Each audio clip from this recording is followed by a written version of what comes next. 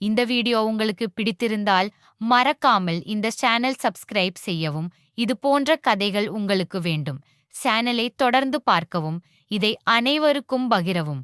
நவராத்திரி நாள் 1 சைலபுத்ரி நவதுர்க்கையாக வழிபடும்போது முதல் நாள் அகில உலகத்தையும் படைத்தும் காத்தும் அழித்தும் விளையாடும் அன்னையை ஷைலபுத்ரி என்று மலைமகளாக வழிபடுகின்றோம்.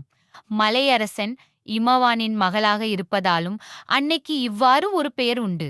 ஹிமவானின் மகளாக உள்ளதால் ஹேமாவதி என்ற பெயரும் இவளுக்கு உண்டு. பார்வதி, பர்வதகுமாரி, பவானி என்றெல்லாம் அழைக்கப்படும் இவளே அனைவரிலும் தேவர், மூவர் என யாவரிலும் சக்தியாக நிறைந்து நிற்பவள். இவள் சக்தியின்றி எந்த இயக்கமும் இல்லை, நடைபெறாது. இவளின் முன் அவதாரத்தில் இவள் தட்சனின் மகளாக பிறந்ததால் தாட்சாயினி என்றும் கூறுவர்.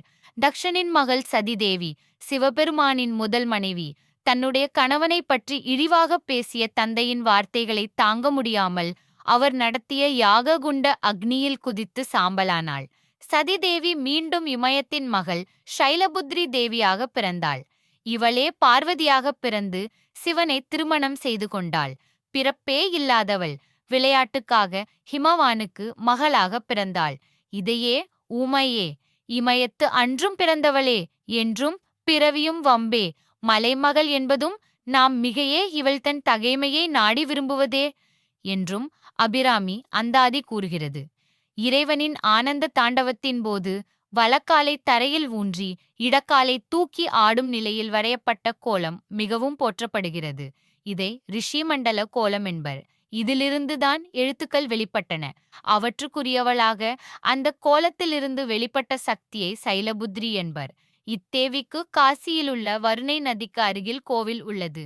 நவராத்திரியின் முதல் நாளில் இத்தேவியை தரிசிப்பதை மக்கள் பெரும் பேராக கருதுகிறார்கள்.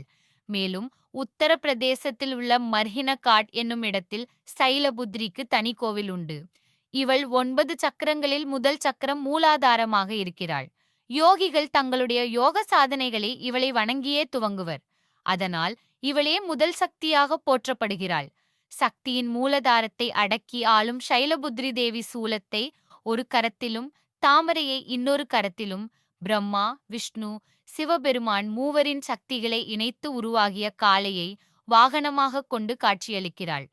இவளை வழிபட மங்களகரமான வாழ்வு கிட்டும், திருமணத் தடை நீங்கும், ஆஸ்துமா நீரிழிவு நோய்கள் தீரும், துக்கம் ஏழ்மை அகலும், பொருள் ஆயுள் பலம் விருத்தியாகும். பசுமை வர்ணத்தவளாக, அதாவது இயற்கை ரூபிணியாக வணங்குகின்றோம் ஷைலபுத்ரி துர்காவை. தியான ஸ்லோகம் வந்தே வாஞ்சித லாபாய சந்திரார்த்த கிருதசேகராம் விருஷாரூடாம் சூலதராம் சைலபுத்ரீம் யசஸ்வினியும் பாப் என்பது ஷைலபுத்ரி துர்காவின் ஸ்துதியாகும். பிறை நிலவை முடியில் சூடி நந்தி வாகனமேறி பவனி வரும் திரிசூலதாரி இமவான் மகளாக அவதரித்த ஒப்புயர்வற்ற ஷைலபுத்ரியை என்னுடைய எண்ணங்கள் ஈடேற அடியேன் வணங்குகின்றேன். மந்திரம் ஓம் சைலபுத்திரியை நம் அபிராமி அந்தாதி நன்றே வருகினும் தீதே விளைகினும் நான் அறிவது ஒன்றேயும் இல்லை. உனக்கே பரம், எனக்கு உள்ள எல்லாம் அன்றே உனது என்று அழித்துவிட்டேன்.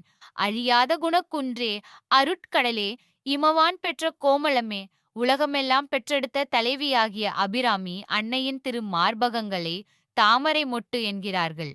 கருணை ததும்பி நிற்கும் முதிர்ந்த கண்களை மருட்சிமிக்க மான் கண்கள் என்கிறார்கள். முடிவில்லாதவள் என்றெல்லாம் பக்தர்கள் கூறுகின்றார்கள். இவையெல்லாமே மாறுபட்ட கூற்றுகள். இவைகளை நினைக்கும் போது எனக்கு நகைப்பே உண்டாகிறது. இனிமேல் நாம் செய்யக்கூடியது இத்தகைய கற்பனைகளை தள்ளி அவளின் உண்மை நிலையை அறிதலேயாகும். முத்தாரமே சரணம்.